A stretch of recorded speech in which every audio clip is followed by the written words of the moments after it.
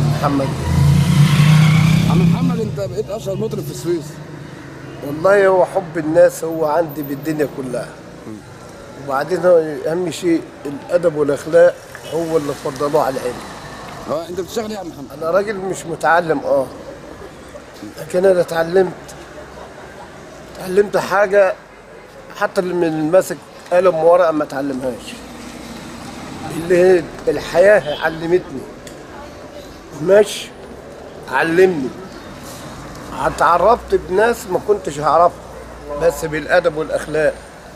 والادب والاخلاق طول ما معاك كل الناس تلقاها في صفك. مهنتي بتاع سكين اهم شيء يعني.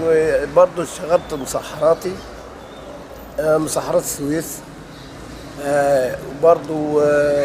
وبرضه مهنتي السكاكين. فمهنتي السكاكين دي انا ما اقدرش اقولها سن السكينه وسن المقص اصلا. هو طبعا يعني اهم شيء بان الانسان المهنه يطلع لها اي حاجه حرفه ليها. بقول يا سلام على رئيسنا حبيب مصر والله رئيسنا.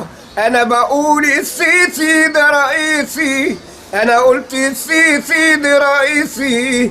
لا عنده كبري ولا اسيه، فتح القناه المية ولا عنده كبري ولا اسيه، فتح القناه المية. انا قلت السيسي هو حبيبي ورئيسي. ولا انا قلت الفريق صدقي صبحي، انا قلت الفريق الصدق الصبحي، انا قلت يحيى الجيش على الميدان وفي كل مكان.